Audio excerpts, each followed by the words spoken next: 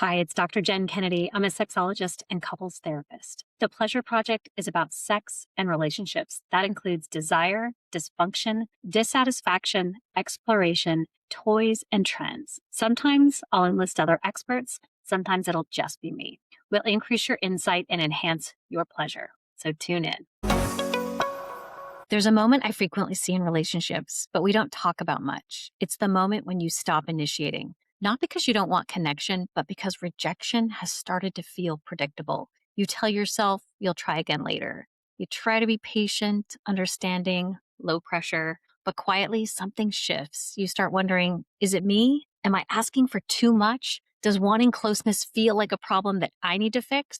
If you're the partner who wants sex more often, the one who reaches, initiates, or thinks about intimacy as a way to feel connected, you may be carrying an emotional experience that rarely gets named. Today, we're talking about that.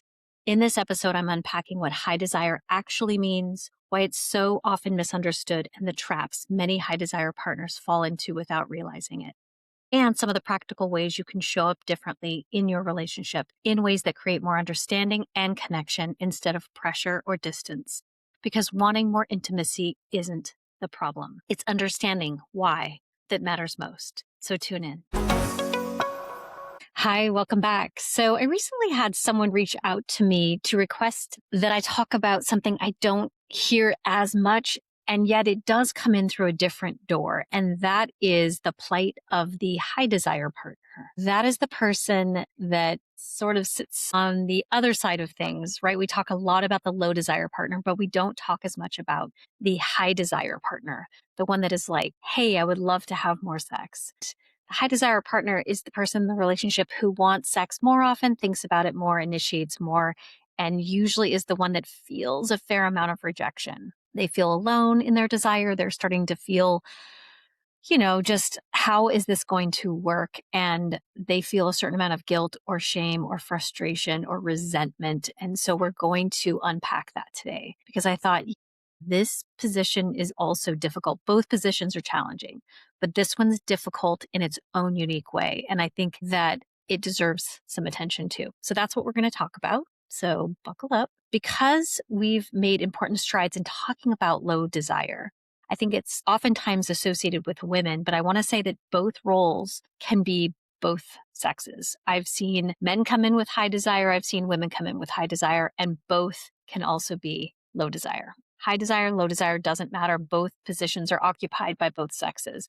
So don't assume that one is going to be male or female. And we also often forget that high desire partners have struggles too, that they're not just horny, needy, or pressuring. They are oftentimes wanting to connect, and it gets missed because it's like, stop bugging me, get off of me. Like, why do you need so much? And so it's interesting because typically I'm trying to tune in from the go and get them to articulate, like, what is sex about for you? Because I often find that if they can tell their partner what this is, not just like getting off, because honestly, you can get off with solo sex and that's quick, right? But they want partnered sex. They want something with this other person that is unique, that is different, and that is not fulfillable just in a quick dalliance out here. It's something that is with this person that they've been with, that they want to return to. And so I look at it like, what is the function of sex? And when they can articulate that, when they can specifically say that it's this exchange, it's this dance that we do, it's this moment that we have together, that is so much more meaningful, right? It's not just the physical action. It's so much about the component that matters to them. It starts to change the feeling of the why. They are actually calling their partner in rather than just saying, I need this thing. I mean, a lot of times it gets conflated into that, but it's so much more than that. So I do want to say that, yes, sometimes hypersexuality is a diagnosis, but that's more times than not what we're talking about here. Like, we're not looking at hypersexuality. I am a sex addiction expert. That's not what we're talking about with the high desire partner. We're just talking about relative in the relationship, relative to the other person. They are more high desire than their partner. So nothing wrong with them, nothing wrong with either of them. Usually they're both actually in the normal range, but the higher desire partner just wants more sex. And so it can be a real challenge for them in their own unique ways. And we're going to talk about that. So it's not a flaw. It's not like a defect per se. It simply means that they, feel like sex plays a meaningful role. If I do, like, for example, the love language question, what is your love language? Oftentimes, the high desire partner is going to say physical touch. They're going to say, I really want to feel wanted. I want to feel chosen, that physical touch is really meaningful for them. And I find that oftentimes, because the low desire partner does not know how to negotiate some touch, that they've cut them off altogether, because it feels like if we start massage touch or if we start cuddling, it's going to segue into sex. And I don't know how to let it just be holding or touching or kissing. It's going to manifest into more. So I'm not going to do any of it.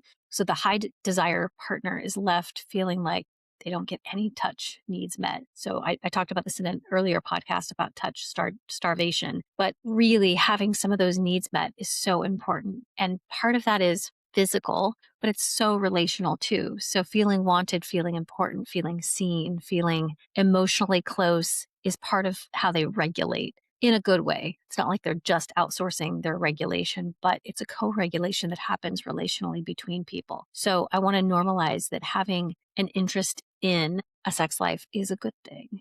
And that the higher desire partner, I feel like, is shepherding that part of the responsibility in a relationship. And that's a good thing. So desire is influenced by many factors.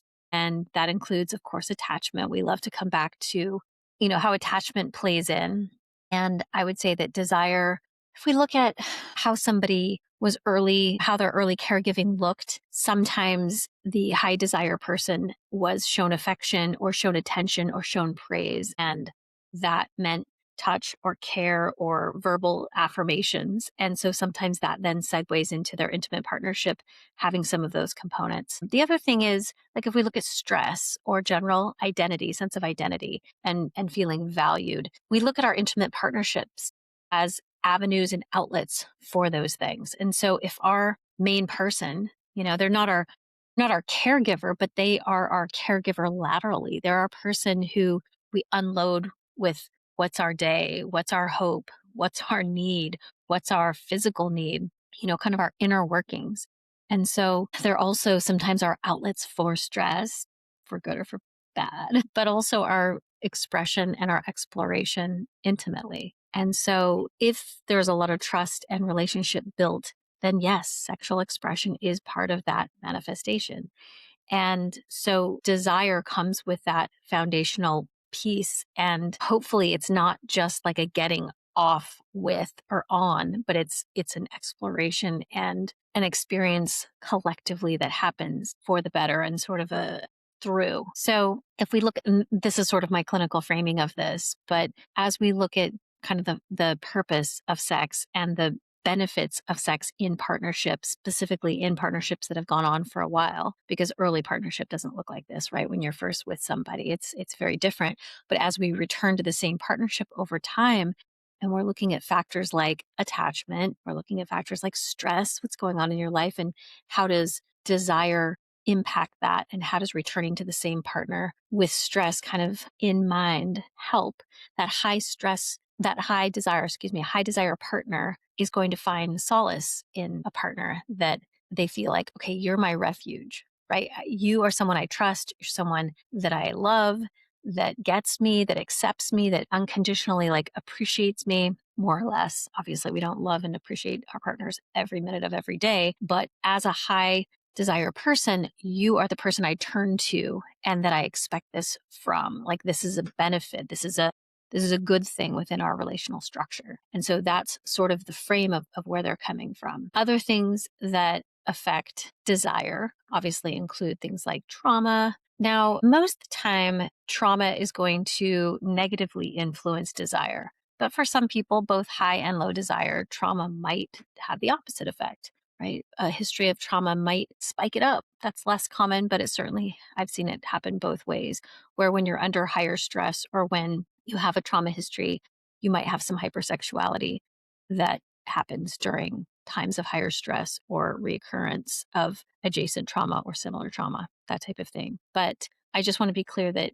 having a higher sex drive does not equal sexual compulsive behavior. It's not one and the same. Also, wanting sex does not equal objectifying your partner. Like feeling desirous of your partner, looking at them with with desire and seeing them as attractive. It's interesting because I feel like the low desire partner sometimes, as they get more entrenched in a position of like, I don't know that I want this and I don't know how to get there, and wanting to be shielded, starts to feel they start have expressed feeling objectified, and it gets really tricky. The high desire partner is like, you are my object of love. You're my object of safety and care. And so it can be a bit of a standoff. And so that's some of the work that we do clinically, is starting to humanize one another again. Let's remember who we are to each other. And let's remember what we like about each other and how we have all these other pieces of our relationship together, right? It's not just sex. Because if you boil sex down to the action of two people like bumping up against each other, okay, that's not all it is, right? It's all the historical, relational pieces that come in. We can't really separate all of that. Otherwise, then it just becomes about the mechanics. It's all the history that comes in with it. It's all the contextual pieces that matter that we project onto the situation. Otherwise, yes. Are you a good lover? Do you know rhythmically how you're doing this? Yes. But when you've been together for 10, 20, 30 years, it's all the history and it's all the pieces you know about this person that matter and that influence. And so as a high sexual, like the more high interest partner, that's also what you're coming in with, is that this love object, you're not just objectifying them, you're loving their essence, you're loving the wholeness of them. Does that make sense? So the challenges, I guess I just want to address and kind of give some credit to the high desire partner, because I feel like they carry a big burden. Yes, the low desire person ends up being sort of a gatekeeper role, but the high desire person ends up feeling rejected quite a lot. They have to do the heavy lifting of initiation over and over again. They have to get creative and they have to put a lot of psychological energy into thinking about when to initiate, how to initiate, reading the signals, the tea leaves of like, how might we approach this again? So the rejection, even when your partner says it's not about you, feels personal. And so that's just hard to carry. It's hard to hear. It's hard to absorb. Also, the shame sometimes that happens for wanting what you want, even though intellectually you understand they've got a whole bunch of stuff going on that really isn't about you, their stress, their body image, their whatever, they've got job things going on. But nevertheless, they chose to say no to your invitation to connect intimately. And so that feels bad. Feeling lonely inside the relationship. I think the high desire partner can often feel a loneliness inside the relationship, and that feels bad. It just does. And that's not meant to guilt anybody, but there is a loneliness that feels present for them because there's this sort of like searching that can't necessarily be satisfied. There's also sometimes a fear to initiate because the rejection feels pretty big and the not knowing feels like it kicks up a lot of anxiety for them because they just don't know for sure how it's going to play out. And so a lot of times these partners can carry free floating anxiety. Also, there's a confusion that sort of also dovetails into the anxiety about whether they're asking for a reasonable thing. So are they asking for too much? And I hear all this in my office and it's like, there's this feeling of like, am I too much in general? Am I too needy? And so it's this question of like, am I okay? Am I not good enough? Am I making this relationship so hard? So we're going to take a quick break and then we're going to come back in and we're going to look at some traps that high desire partners fall into. A quick pause here to share something that I've been working on that I think you will really appreciate, especially if you've ever felt confused or disconnected from your sexual desire. It's a self-paced course that I created for women who want a better understanding of their sexual desire, especially if it's felt confusing, inconsistent, or hard to access. A lot of us are taught that desire should just be there, effortless, spontaneous, always on, but that is not the reality for most people. And when it's not, it can leave you feeling frustrated or like something is wrong with you. If you've ever felt turned on one day and completely disconnected the next, or if you've struggled to say what you really want sexually, if you're both excited by the idea of vibrant sex and hesitant about what that even looks like, this course is for you. Desire is complex. It lives in your brain just as much as your body. And in this course, I guide you through the understanding of your unique relationship to it without pressure, shame, or performance. You'll get short videos and guided worksheets to help you map out your personal erotic template, identify what turns you on and off and what shuts you down, understand the blocks might be getting in your way, reconnect with your body, and you'll explore your sexual self with more confidence and curiosity. You can go at your own pace. You don't need to want more sex. You just need to want to know yourself better. So if this resonates, then head on over to pleasureproject.us and learn more and enroll in the course.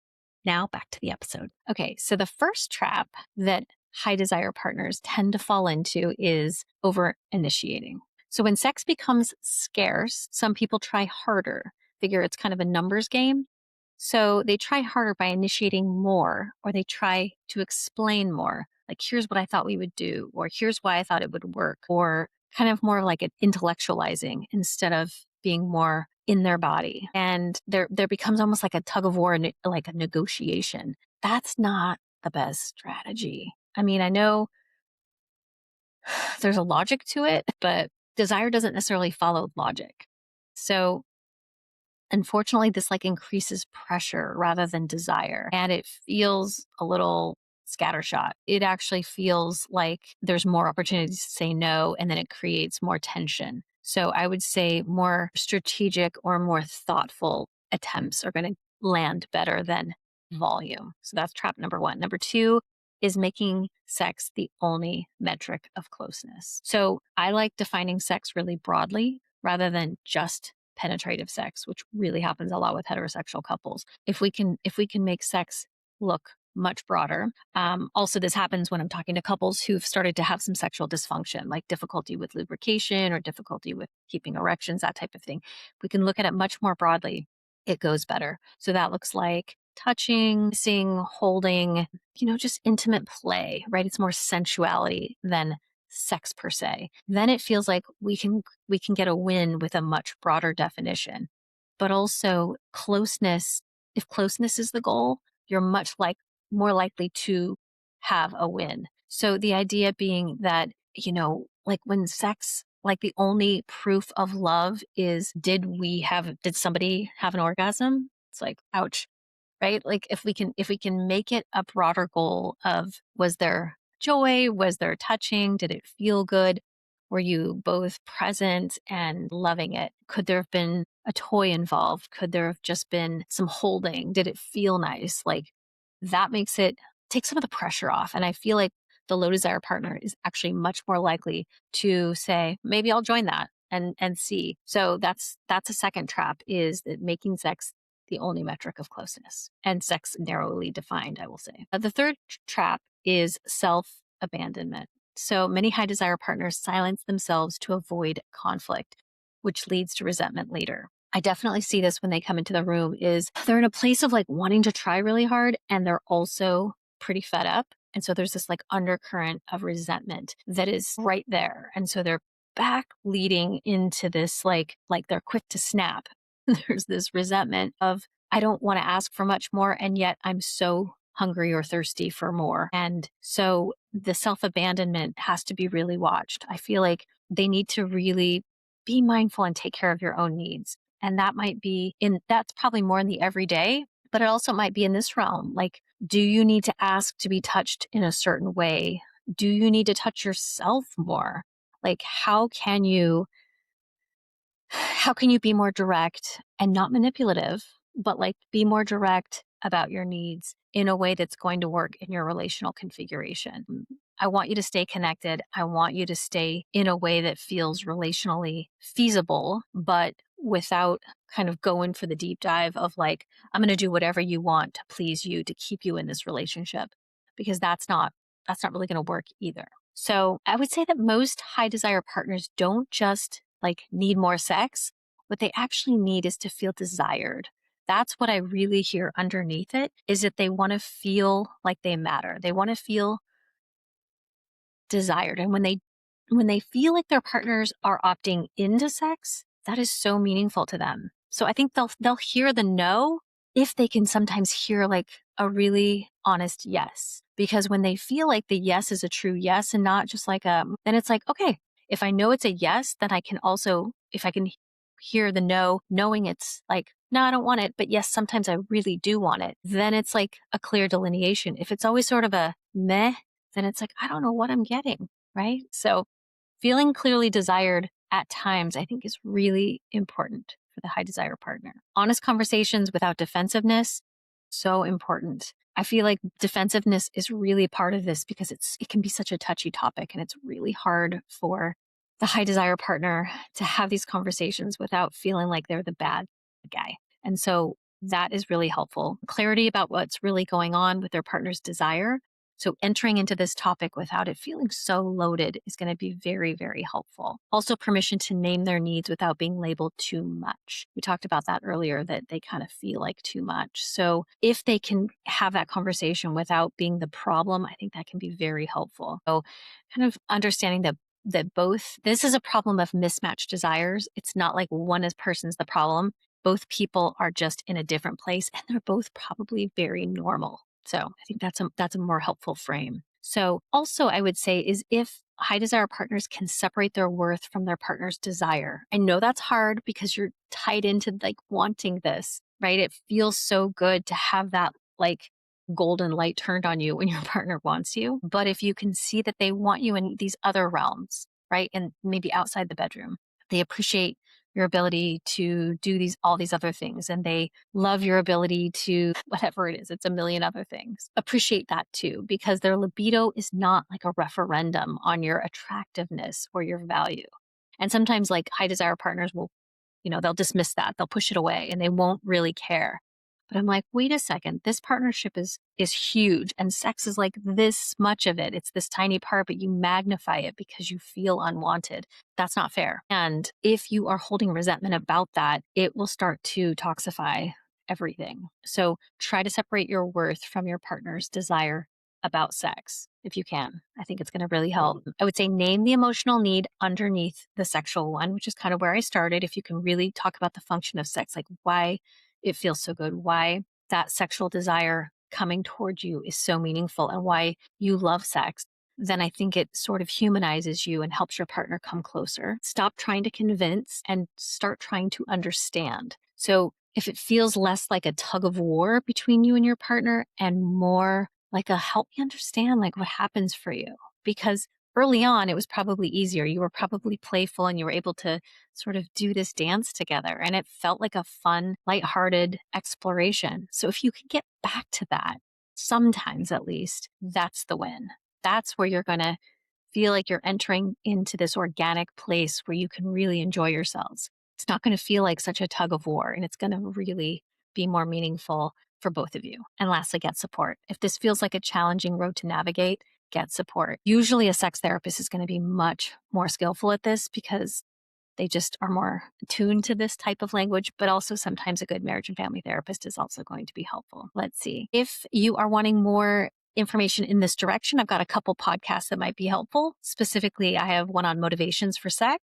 I have another one that's all about initiation. And lastly, I have one on long-term spark. That was with a guest, Peggy Kleinplatz, that I thought might really be helpful for anybody that's in this space. So if you enjoyed this, please leave a comment. And also, this came from a listener who requested this topic. So if you have other ideas about things you would like to hear, please let me know, because I would love to hear your input. And please rate us and follow. And thanks so much. Hey, it's Dr. Jen. Thanks for tuning in. If something in today's episode resonated with you, please take a moment to leave us a review and drop a comment. We'd love your feedback. It really helps support the podcast and keeps this content coming your way. If you're looking to dive deeper into pleasure, connection, and self-discovery, check out my Pleasure Circle course, where we explore these topics in a fun, guided way. I also write a weekly newsletter with articles, insights, and inspiration to help you live a more pleasure-filled life. And if you want to connect with me directly, you can message me on Instagram at Dr. Jen Kennedy or email me at drjenkennedy@gmail.com. I'd love to hear from you.